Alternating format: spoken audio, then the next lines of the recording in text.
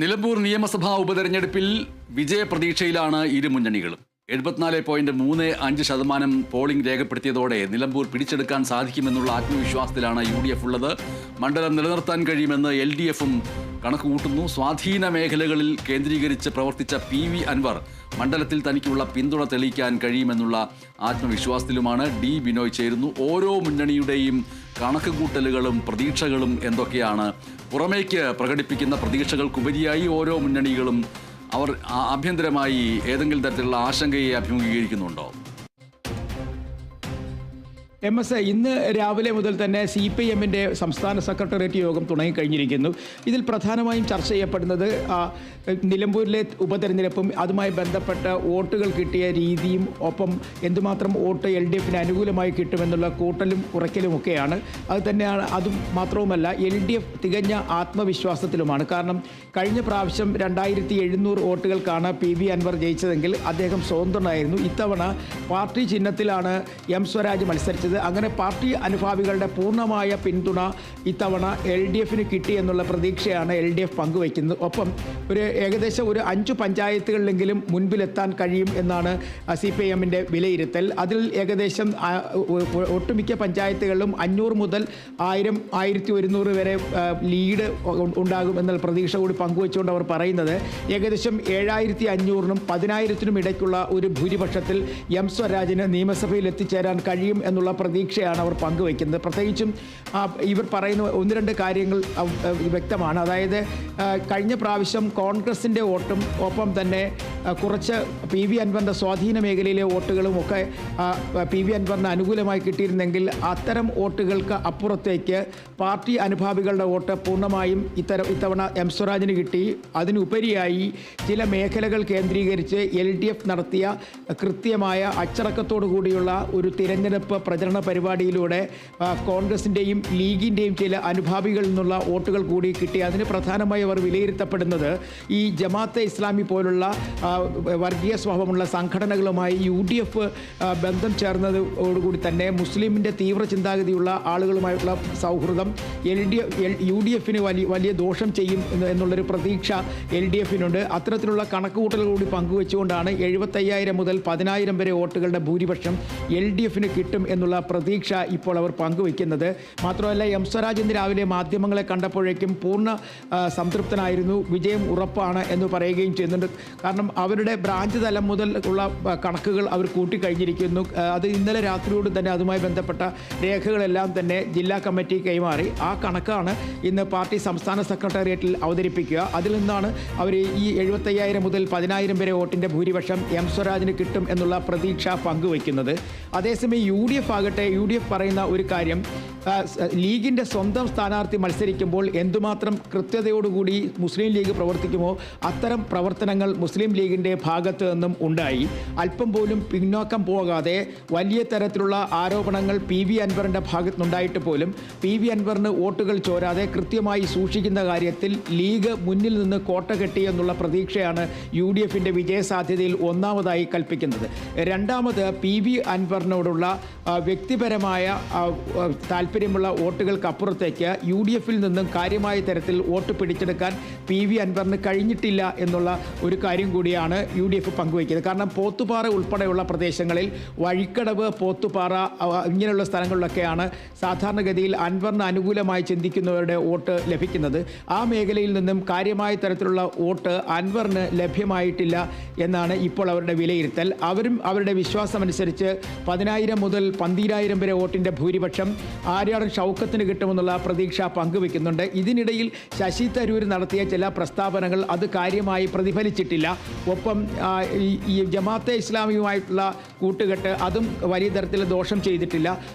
ഒപ്പം ഈ കൃത്യമായ സമയത്ത് തന്നെ CPIMനെതിരെ RSS ബന്ധ ആരോപണം കൊണ്ടുവന്നത് വഴി ഒരു തരത്തിലെങ്കിലും മറ്റു തരത്തിൽ ചില അനുകൂലമായ നിലപാടുകൾ CPIMൻ്റെ ഭാഗത്തു നിന്നും കോൺഗ്രസിന് അനുകൂലമായി ലഭിച്ചു എന്നുള്ള ഒരു വിലയിരുത്തൽ കൂടി അവർ നടത്തുന്നുണ്ട്. എന്തായാലും UDFും വലിയ വിജയപ്രതീക്ഷയിലാണ്. ഇന്നലെ തന്നെ ശശി തരൂർ തന്നെ ഒരു താരപ്രചാരകനായിരുന്നിട്ട് പോലും അദ്ദേഹത്തെ അവിടെ ക്ഷണിച്ചില്ല. ഒരു മിസ്ഡ് കോൾ പോലും നിലമ്പൂരിൽ എത്തുന്നതിന് വേണ്ടി ഉണ്ടായിരുന്നില്ല എന്നുള്ള അദ്ദേഹത്തിൻ്റെ വ്യാഖ്യാനങ്ങൾ അല്ലെങ്കിൽ പ്രസ്താവനകൾ അത് മുഖവിലേക്കെടുക്കാൻ നിലമ്പൂരിലെ വോട്ടർമാർ തയ്യാറായിട്ടില്ല എന്നുള്ള വിലയിരുത്തലാണ്. മാത്രവുമല്ല ആ സമയത്ത് തന്നെ കൃത്യമായ ഒരു നിർദ്ദേശം കോൺഗ്രസ് നേതാക്കന്മാർക്ക് നൽകിയിരുന്നു. യാതൊരു കാരണവശാലും ശശി തരൂരിനെ പ്രകോപിപ്പിക്കുന്ന തരത്തിലുള്ള വാക്കുകളോ അതിന് വിരുദ്ധമായ ഒരു വാക്കുകളോ ഉപയോഗിക്കേണ്ട കാര്യമില്ല. തൽക്കാലം ശശി തരൂർ പറയുന്നത് അതുപോലെ തന്നെ തുടരട്ടെ. അതിനെതിരായ ഒരു അഭിപ്രായം പറയുന്നെങ്കിൽ അത് KPCC അധ്യക്ഷൻ തന്നെ പറയണം എന്നുള്ള രീതിയിലേക്ക് എത്തി. അതുതന്നെയാണ് വളരെ പെട്ടെന്ന് തന്നെ സണ്ണി ജോസഫ് മാധ്യമങ്ങളുടെ മുന്നിലെത്തിയിട്ട് ആ പട്ടിക 40 താരപ്രചാരകരുടെ പട്ടിക പുറത്തുവിട്ടതിൽ 8ാമൻ ശശി തരൂരാണെന്ന് തെളിയിച്ചത്. ഇത്തരം കാര്യങ്ങളിലൂടെ ശശി തരൂർ ഉയർത്തിക്കൊണ്ടുവന്ന വാദങ്ങളെല്ലാം തകർക്കുവാൻ കോൺഗ്രസിന് കഴിഞ്ഞു. അത് ദോഷം ചെയ്തിട്ടില്ല. ഒപ്പം ഈ RSSുമായുള്ള CPIMന്റെ ബന്ധം കൃത്യസമയത്ത് കാര്യമായി കോൺഗ്രസ് നേതാക്കന്മാർ ഉപയോഗിച്ചത് കൊണ്ട് തന്നെ അതുവഴി നേട്ടമുണ്ടായിട്ടുണ്ട്.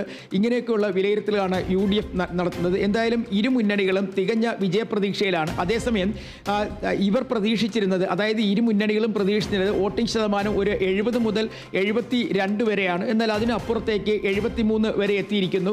എന്നാൽ ഈ കുറച്ചുകൂടി വോട്ടിംഗ് ശതമാനം വർദ്ധിക്കും എന്നുള്ള കാര്യങ്ങൾ കൂടി ഇപ്പം നമുക്ക് അവിടുത്തെ നേതാക്കന്മാരിൽ നിന്ന് വ്യക്തമാകുന്നുണ്ട്. കാരണം പോസ്റ്റൽ ബാലറ്റുകളുടെ എണ്ണം കൂടി ഇതിനോടൊപ്പം കൂട്ടണം. ഒപ്പം വീടുകളിലിരുന്ന് വോട്ട് ചെയ്ത പ്രായമായ ആളുകളുടെ വോട്ടുകളുണ്ട്. 23-ാം തീയതി വരെ പോസ്റ്റൽ ബാലറ്റ് വഴി വോട്ട് ചെയ്യാനുള്ള അവസരമുണ്ട്. 22-ാം തീയതി വരെയാണ് പോസ്റ്റൽ ബാലറ്റുകൾ വഴിയുള്ള വോട്ട് ചെയ്യാനുള്ള അവസരം. അതുകൂടി കണക്കിലെടുത്ത് കഴിയുമ്പോഴേക്കും ഏകദേശം 74-ന് പുറത്തേക്ക് എത്തും എന്നുള്ളൊരു പ്രതീക്ഷയാണ് ഇപ്പോൾ മുന്നണികൾക്കും ഉള്ളത്. അങ്ങനെയാണെന്നുണ്ടെങ്കിൽ ഈ കണക്കുകളൊക്കെ നിരത്തിക്കൊണ്ടാണ് ഇരു മുന്നണികളും അവരുടെ വിജയപ്രതീക്ഷ നമ്മോട് പങ്കുവയ്ക്കുന്നത്. ഒപ്പം ഈ പ്രചരണ രംഗത്ത് സാധാരണഗതിയിൽ ഉണ്ടാകുന്ന ബുദ്ധിമുട്ടുകൾ ഇത്തവണ കോൺഗ്രസിനുണ്ടായിട്ടില്ല, UDFിനുണ്ടായിട്ടില്ല എന്നുള്ളതാണ് അവരെടുത്തു പറയുന്ന ഒരു കാര്യം. പ്രത്യേകിച്ചും എതിർ അഭിപ്രായങ്ങൾ, ഭിന്ന സ്വരങ്ങളൊക്കെ ഈ പ്രചരണ വേളകളിൽ ഈ മണ്ഡലത്തിൽ തന്നെ ഉയർന്നു പോകുന്ന ഒരു മിക്കവാറും ഉള്ള സാധ്യതകളുണ്ട്. അത്തരം ഒരു എതിർ സ്വരങ്ങളൊന്നും തന്നെ കോൺഗ്രസിന് എതിരായി കോൺഗ്രസിനകത്ത് നിന്നോ ലീഗിനകത്ത് നിന്നോ ഉണ്ടായില്ല. അത് അവർക്ക് അല്പം സന്തോഷം പകരുന്നൊരു കാര്യമാണ്. കാരണം ഒറ്റക്കെട്ടായി പ്രവർത്തിക്കാൻ കഴിഞ്ഞു. ഒപ്പം ലീഗിൻ്റെ ഇടപെടൽ, അതാണ് അവർ ഏറ്റവും കൂടുതൽ എടുത്തു പറയുന്നത്. നിലമ്പൂർ പോലുള്ള സ്വാധീനമുള്ള മുസ്ലിം ലീഗിൻ്റെ സ്വാധീനമുള്ള മേഖലയിൽ കൃത്യമായി മുന്നിൽ നിന്ന് പട നയിക്കാൻ ലീഗ് ഉണ്ടായിരുന്നു. അണികളുടെ പ്രവർത്തനം, മുസ്ലിം ലീഗ് അണികളുടെ പ്രവർത്തനം അല്പം പോലും താഴേക്ക് പോയില്ല, ഒപ്പം നിന്നു. ഇതൊക്കെ കണക്കിലെടുത്തുകൊണ്ടാണ് UDF അവരുടെ വിജയപ്രതീക്ഷ പങ്കുവയ്ക്കുന്നത്. BJP ആകട്ടെ വോട്ടിംഗ് ശതമാനത്തിൽ കാര്യമായ വർധനയുണ്ടാകും എന്നാണ് പറയുന്നത്. അതിൽ അവർ പറയുന്ന ഒരു കാര്യം, കൃത്യമായി മലയോര കർഷക മേഖലകളിൽ നിന്നുള്ള അല്ലെങ്കിൽ കുടിയേറ്റ കർഷകരുടെ ഭാഗത്തു നിന്നുള്ള ഒരാളിനെ അഡ്വക്കേറ്റ് മോൻ ജോർജിനെ സ്ഥാനാർത്ഥിയാക്കുക വഴി ആ മേഖലയിൽ ഒരു സ്വാധീനം BJPക്ക് ഉണ്ടായിരിക്കുന്നു. അത് തദ്ദേശഭരണ സ്ഥാപനങ്ങൾ ഉൾപ്പെടെ അതിൻ്റെ ഈ സ്വാധീനത്തിൻ്റെ പ്രത്യേകത അത് പ്രതിഫലിക്കപ്പെടും എന്നുള്ളതാണ് അവരുടെ വിലയിരുത്തൽ. എന്തായാലും ഒരു നല്ല രീതിയിലൊരു വോട്ട് അവർക്ക് കിട്ടും എന്നുള്ള പ്രതീക്ഷ പങ്കുവയ്ക്കുന്നുണ്ട്. അൻവർ ആകട്ടെ ഇപ്പോഴും തികഞ്ഞ വിജയപ്രതീക്ഷയിലാണ്. 75,000-ത്തിലധികം വോട്ട് അൻവറിന് കിട്ടും എന്നുള്ള പ്രതീക്ഷയാണ് PV അൻവർ മുന്നോട്ട് വയ്ക്കുന്നത്. കാരണം അദ്ദേഹം പറയുന്നത് ഈ 5 പഞ്ചായത്തുകളിലും ഒപ്പം നിലമ്പൂർ നഗരസഭയിലും താൻ നടത്തിയ വികസന പ്രവർത്തനങ്ങൾ തനിക്ക് അനുകൂലമായി വരും എന്നുള്ള പ്രതീക്ഷയാണ് അൻവർ മുന്നോട്ട് വയ്ക്കുന്നത്. ഒപ്പം UDFിനെ സംബന്ധിച്ചിടത്തോളം UDFിൻ്റെ പ്രവർത്തന ശൈലിയിൽ വീഴ്ചകൾ വന്നിട്ടുണ്ട്. പ്രത്യേകിച്ചും അൻവറിനെതിരെ അവർ ഉയർത്തിവിട്ട വാദമുഖങ്ങളൊന്നും തന്നെ ജനങ്ങൾ അംഗീകരിക്കത്തില്ല. LDF ഉയർത്തിയതും ജനങ്ങൾ അംഗീകരിച്ചിട്ടില്ല. ഒരു പൊതുസമ്മതൻ എന്ന നിലയ്ക്കാണ് അൻവർ തൻ്റെ വോട്ട് 70,000-ത്തിന് മുകളിൽ കിട്ടുമെന്നുള്ള പ്രതീക്ഷ പങ്കുവയ്ക്കുന്നത്. MS ഇനി വോട്ടെണ്ണൽ ദിനം തിങ്കളാഴ്ച മാത്രമേ ഇതിൻ്റെ കൃത്യമായിട്ടുള്ള പ്രതീക്ഷകളൊക്കെ ഏതൊക്കെ രീതിയിൽ സാഫല്യമാവുന്നു, ഏതൊക്കെ പ്രതീക്ഷകൾ നിരാശയിലേക്ക് പോകുന്നു എന്നറിയാൻ കഴിയുകയുള്ളൂ. എന്തായാലും നിയമസഭാ ഉപതെരഞ്ഞെടുപ്പിൻ്റെ വോട്ടെണ്ണൽ കഴിഞ്ഞതോടുകൂടി ഓരോ രാഷ്ട്രീയ മുന്നണിയും ഏതൊക്കെ തരത്തിലുള്ള പ്രതീക്ഷകളുമായിട്ടാണ് മുന്നോട്ട് പോയിക്കൊണ്ടിരിക്കുന്നതെന്ന് സൂചിപ്പിക്കുകയായിരുന്നു D. ബിനോയ്.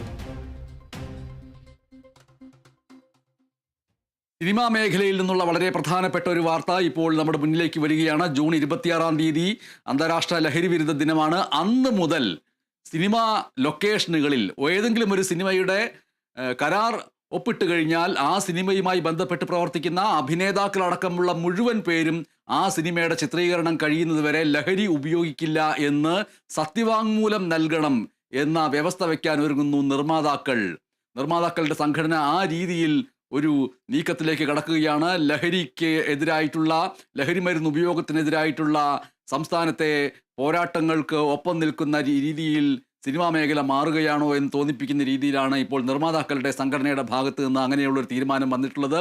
സത്യവാങ്മൂലം എഴുതി വാങ്ങിക്കും, ഈ സിനിമ തുടങ്ങി അവസാനിക്കുന്നത് വരെ ഒരു കാരണവശാലും ലഹരി ഉപയോഗിക്കില്ല